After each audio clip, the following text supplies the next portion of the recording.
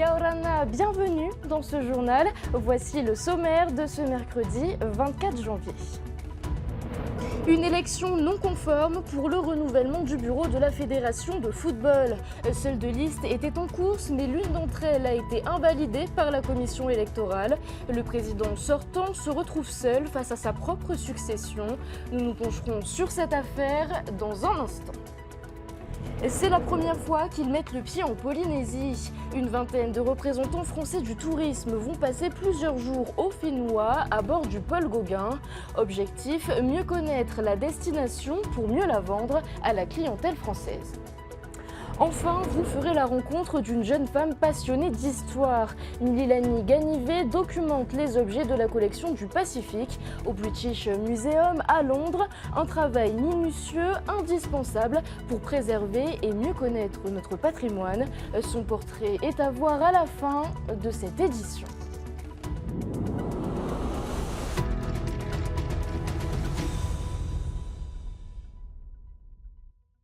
Une seule liste est en lice pour les élections de la Fédération tahitienne de football. En cause, l'invalidation de la liste de Timiona Hassen par la commission électorale. Il ne compte pas s'en arrêter là et prévoit de contester la décision devant la justice. Les précisions d'Oriano Tefau et Désiré Taivao.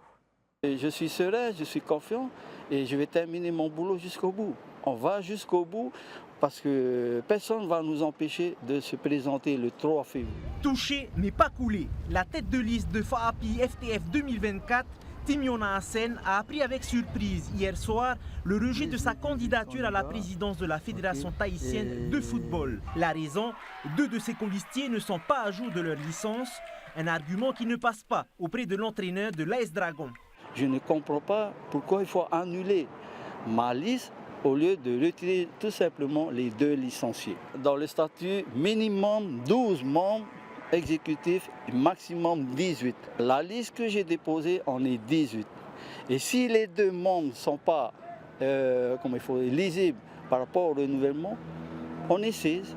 Je ne vois pas quel est le problème d'annuler ma candidature avec les 16 membres qui restent. Du côté du président sortant de la FTF, Thierry Ariotima, candidat à sa propre succession, on est tout aussi surpris de la décision de la commission électorale, une instance complètement indépendante de la fédération. Toutes ces commissions-là, on ne prend plus les présidents de club, on a pris des avocats qui viennent à titre bénévole nous aider. Bon, j'ai rien à voir dans les commissions, les décisions qu'ils prennent, ils prennent en fonction des règlements et puis c'est tout. Ils ne font pas appel au président de la Fédé. Moi, j'ai rien à voir dans les décisions des commissions. Quoi qu'il en soit, les 2 candidats continuent leur course à la présidence. De son côté, Timiona Hassen a l'intention de contester cette décision. Quant à Thierry Ariotima, même si rien n'est gagné d'avance, il reste fidèle à sa campagne engagée depuis le début. On a tourné dans les îles, on a tourné ici. Je pense qu'aujourd'hui, on peut être serein puisque les présidents, dans les discussions qu'on a eues, nous ont donné de leur confiance. Peut-être pas la totalité, mais je pense qu'on aura plus de la majorité. Je pense qu'on aura un bon vote en notre faveur. Je n'ai pas à aller regarder les autres, je ne m'occupe pas des autres. Il y a des licenciés derrière moi, il y a des clubs derrière moi. Ce n'est pas la politique actuellement de la Fédé qui nous empêche de nous présenter. On est en démocratie, tout le monde peut se présenter pour l'élection le 3 février. L'appel de Timiona Hassen sera examiné par la commission de recours. Celle-ci a un maximum de 2 mois pour se réunir. Mais le temps presse, l'élection est prévue le 3 février à la Fédération tahitienne de football. Nous nous intéressons maintenant au devenir de la plage de Tem à Moorea qui continue de faire du bruit. Les réfractaires au projet du groupe Van vont à nouveau se mobiliser prochainement. Où en est le dossier? Nous faisons le point dans ce reportage. Regardez. Le bras de fer entre la société du groupe Van et les associations est loin d'être terminé. Si d'un côté la construction d'un hôtel de luxe est toujours d'actualité, de l'autre on s'inquiète et on s'interroge sur le devenir de cette plage publique très fréquentée. La situation n'a pas avancé depuis plusieurs mois, mais elle pourrait prochainement évoluer. Nous avons bien entendu le message de notre vice-présidente qui a affirmé dernièrement qu'elle avait rédigé un courrier à l'attention de M. Van pour que le pays rachète l'emprise réservée. Donc cette nouvelle va vraiment dans le sens un peu de nos démarches. Ce qui est bien pour nous cette fois-ci, c'est qu'on a une oreille attentive du côté du gouvernement qu'on n'avait pas les années passées. Et il nous tient à cœur aussi de rappeler notre position qui est claire et nette, qu'on s'oppose au retrait de cette emprise. Mais à aucun moment la fédération Tahei-Oti Amoura s'est opposée au projet hôtelier, bien au contraire. On sait que ça représente du travail, on en a besoin à Amoura, notre population en a besoin. Mais nous demandons juste que le projet hôtelier soit mis un peu plus en retrait et vraiment que cette emprise réservée à la plage de Thème 1 reste publique. Demain, une réunion publique se tiendra à 17h30 à la mairie de Te Avaro à Moorea. Elle est organisée par la fédération Tahei-Oti à Moorea et l'association des habitants de Thème 1. Un nouveau projet d'aménagement sera présenté à la population. Il sera ensuite exposé au gouvernement lors d'une rencontre avec le président du pays début février. Et cette information, en bref, la grève des hydrocarbures est enfin levée. Le mouvement avait démarré le 14 décembre. Les sociétés pétrolières et la CSIP ont signé aujourd'hui à 11h30 un protocole d'accord de sortie de grève. Les opérations reprendront dès demain. Je vous le disais en titre, la Polynésie accueille pour la première fois le voyage des présidents des tours opérateurs. Ces représentants français du tourisme passeront une dizaine de jours dans nos eaux à bord du Paul Gauguin. Un voyage qui leur permettra de mieux appréhender la destination et mieux conseiller leur clientèle française. Une clientèle qui atteint des records de fréquentation au Fénois. Le reportage de Nicolas Pérez. Ils pèsent à eux seuls plus de 25 milliards d'euros de chiffre d'affaires dans le monde du tourisme. Eux, ce sont les dirigeants français des plus grands groupes de tour opérateurs. Depuis 20 ans, ils organisent leur voyage des présidents pour se faire une idée précise des destinations présentes dans leur catalogue. Cette année, c'est au tour de la Polynésie, car paradoxalement, peu connaissent le Fénois. Il y a seulement 3 personnes qui sont déjà venues en Polynésie. C'est-à-dire que les producteurs et les distributeurs que nous avons amenés dans cette espèce de club, pour la majeure partie, ne connaissent pas la Polynésie. Certains la vendent sans la connaître et d'autres ont envie de la connaître pour la vendre. Avec plus de 261 000 touristes enregistrés en octobre 2023, la Polynésie ne cesse de battre des records. Des chiffres qui s'expliquent notamment par une meilleure communication. Le groupe Marieton, qui est le leader du voyage en France, qui détient qui contrôle plus de 2500 agences de voyage en France, a racheté Austral Lagon, notre tour opérateur, et donc depuis 2 ans met en avant la destination partout. Donc jamais la Polynésie n'a eu autant de visibilité sur le marché français, et ça bénéficie aux Fénois. Une dynamique qui se vérifie par les chiffres. Historiquement, la Polynésie n'a jamais accueilli autant de touristes français qu'en 2023. Une progression qui s'explique aussi par la concurrence accrue des compagnies aériennes depuis 2018. Le monde de la croisière compte bien aussi profiter de cette embellie. La compagnie de luxe Le Ponant, exploitant depuis 5 ans le Paul Gauguin, souhaite anticiper la demande en affrétant un nouveau navire dans nos eaux. C'est une destination qui est très importante pour nous, à tel point qu'on a décidé de déployer un nouveau navire à partir de l'hiver 2026-2027, et c'est un scoop. Un second navire viendra sur la région pour répondre à la demande très importante, notamment sur le marché européen.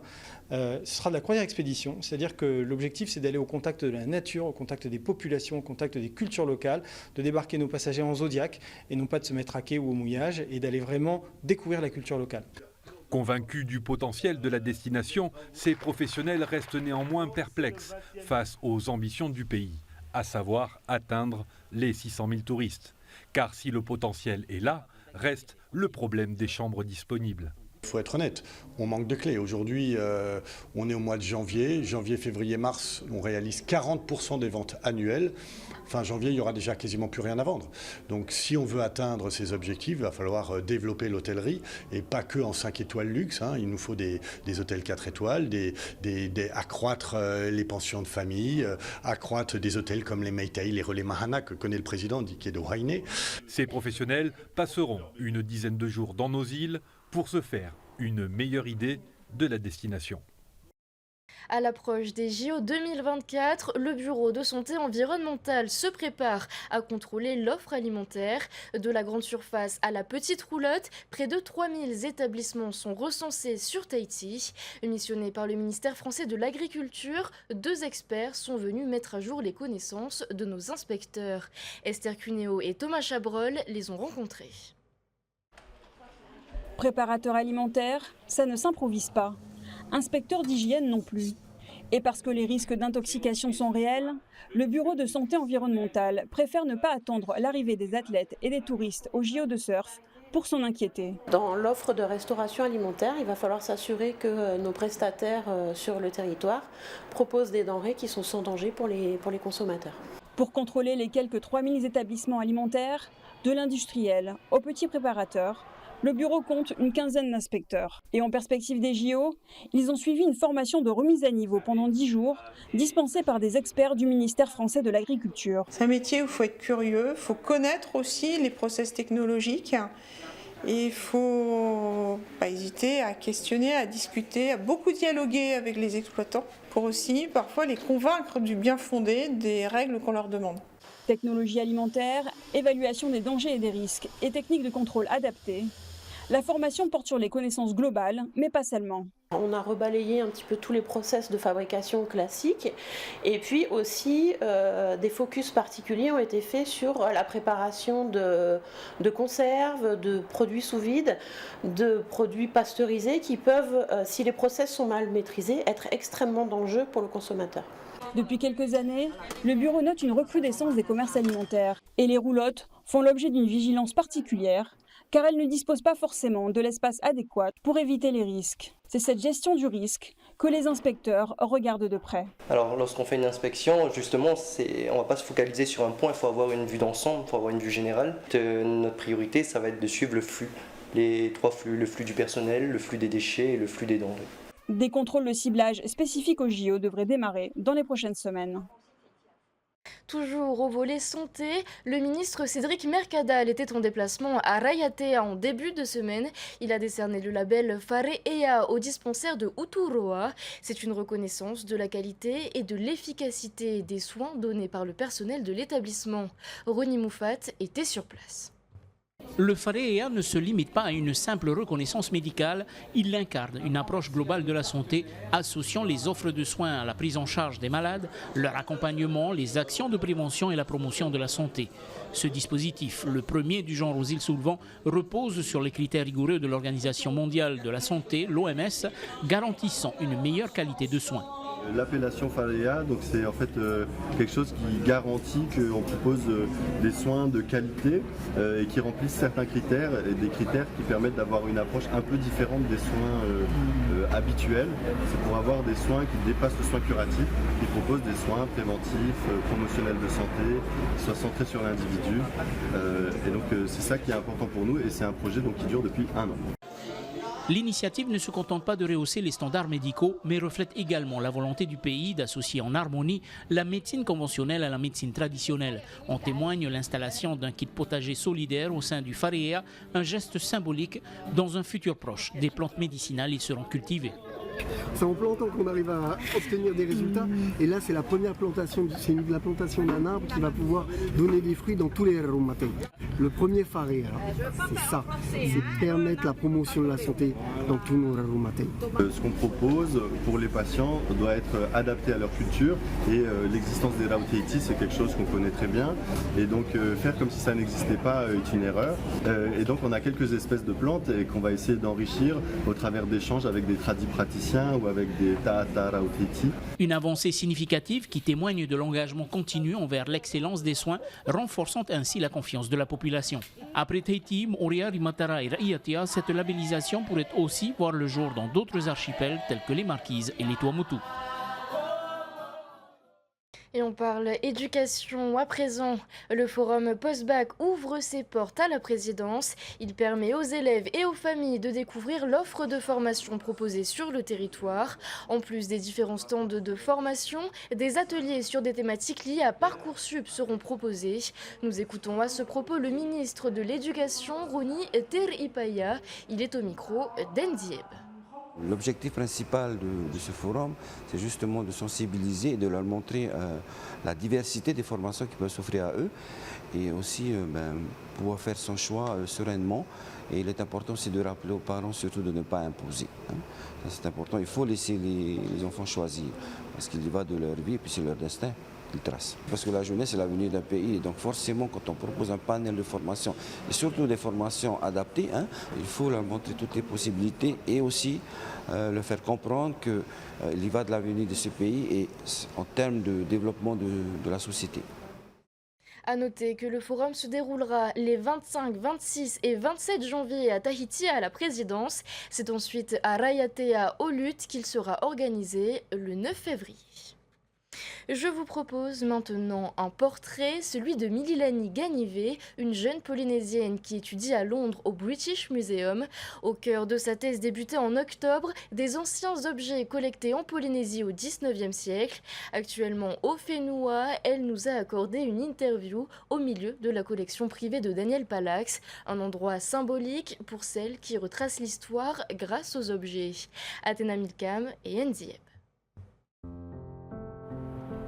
Marlène, tu te souviens que c'est là pas que tout a commencé, mais c'est là où j'ai compris en fait qu'il y avait un aspect matériel à l'histoire. Ça a été un moment fondateur dans mon parcours, ça a été déterminant en fait. C'est parce qu'on est entré, on a beaucoup discuté avec Daniel et en fait je me suis rendu compte que l'histoire comme je la conçois en fait elle n'est pas faite que d'archives papier, écrites ou orales, mais en fait il y a aussi beaucoup d'objets. Ça c'était un monde que je ne connaissais pas du tout parce que je n'ai pas grandi comme ça. Et donc j'ai postulé au British Museum, c'était l'année dernière, il y avait un appel à candidature. Et c'est comme ça en fait que je suis partie pour l'Europe en septembre 2023. Mon sujet de thèse est déjà défini. Et en fait qui répond aussi à un besoin d'abord de l'institution, en l'occurrence du British Museum, de documenter une partie de ses collections. Donc la collection sur laquelle je travaille et que je suis chargée de documenter, c'est la collection de la London Missionary Society, des objets en fait collectés entre 1815 et 1830 en Polynésie. Je n'ai pas encore établi une typologie de la collecte, mais on va dire qu'il y a eu 3 manières distinctes. Donc, ça a pu faire l'objet de dons. Donc, je pense notamment à AA, qui est l'objet le plus charismatique que beaucoup de gens connaissent. D'ailleurs, il est actuellement en prêt au musée. De la collecte sur le terrain des missionnaires eux-mêmes. Et 3, en fait, c'était certains des missionnaires, en tout cas certains des envoyés de la LMS, ils étaient aussi collectionneurs. La 4e chose importante, c'est qu'en fait, il y a des pasteurs polynésiens aussi dans Papeha, qui a été envoyé par un des missionnaires John Williams aux îles Cook en 1821, qui aurait collecté aussi des objets. C'était Flora de Wating qui l'a très bien souligné ce matin, c'est que oui, il y a beaucoup d'objets ailleurs, mais il y a déjà beaucoup d'objets chez nous, dans par exemple la collection de Daniel Palax. Donc qu'est-ce qu'on fait en fait ici, nous, pour préserver ces objets? Et ensuite, qu'est-ce qu'on fait? Comment est-ce qu'on amène ces débats dans l'espace public pour qu'on puisse réfléchir sérieusement à ces questions et apprendre aussi à documenter les objets ou à faire parler ceux qui les connaissent pour qu'on ait une meilleure connaissance de notre patrimoine à l'extérieur. Pour moi, c'est des étapes intermédiaires qu'il ne faut pas négliger, c'est des étapes importantes. Et donc quand on me pose cette question-là, moi j'ai envie de poser la question aux autres, qu'est-ce qu'on fait nous aujourd'hui pour être prêts et se saisir de ces questions-là dans le présent actuel en vue d'une éventuelle restitution. Le travail que je fais, je ne l'ai pas commencé, je m'inscris dans une généalogie de personnes qui l'ont fait. Les femmes et les hommes de ce pays, mais aussi d'Océanie, que j'aime bien appeler les poètes du recueillir, les passeurs d'avenir, les porteurs de souvenirs. Mon travail aurait été impossible sans ces personnes et je tiens à dire que, voilà, que ce travail il est dans la continuité des personnes qui ont fait des choses avant moi et que c'est important de le rappeler. Il était l'un des piliers de la flottille administrative. Paoti Parau, 66 ans, a été inhumé ce mercredi. Décédé samedi dernier, l'enfant de Rurutu était également très investi dans la fédération tahitienne de Va'a. Un hommage lui a été rendu sur les quais de Whareute avant son inhumation au cimetière de l'Uranie. Et avant de clore ce journal, nous allons faire un tour à quelques pas d'ici, du côté du grand studio de TNTV. Dans quelques instants, un débat y aura lieu sur la thématique « Les Jeux Olympiques, la Polynésie est-elle prête ?» Un débat en Reo Tahiti animé par notre journaliste Veitiare Nauta que nous rejoignons en direct. Veitiare, bonsoir. Quelles sont les grandes lignes retenues pour ce premier débat de l'année ? Bonsoir Emma, bonsoir également à tous nos téléspectateurs. Alors, 3 grandes lignes ont été retenues ce soir autour, bien sûr, des Jeux Olympiques qui vont se dérouler à Teahupó au mois de juillet prochain. Nous sommes à moins de 200 jours et les 3 grandes lignes que nous avons retenues ce soir, c'est tout simplement les retombées économiques. Nous parlerons également du volet environnemental, mais aussi de la sécurité pour tous autour de ces Jeux Olympiques. 4 invités feront partie donc de ce débat en langue tahitienne. Je vous invite donc à suivre ce débat à partir de 19h20 sur TNTV. Nous parlerons bien sûr de tout ce qui va entraîner autour de ces Jeux Olympiques. Avec nous 4 invités, donc Annick Paufey, il y aura également Patrick Rochette, mais aussi Winnie Kissage et Pascal Luciani. Donc voilà, on se voit tout à l'heure, bien sûr, à partir de 19h sur TNTV. Et bien sûr, l'émission est retransmise également en streaming sur notre page Facebook. Eh bien, merci Veitchale Nauta, le rendez-vous est donné. Et c'est ainsi que s'achève ce journal. Merci de l'avoir suivi. Dans un instant, vous voyez votre émission de 0 à 100 km/h. Ensuite, ne manquez pas le débat sur les Jeux Olympiques. Il sera suivi de 2 épisodes de Grey's Anatomy. Très très belle soirée à tous sur notre antenne. On se retrouve demain. Retrouvez ce journal en replay sur notre site internet et notre application mobile TNTV.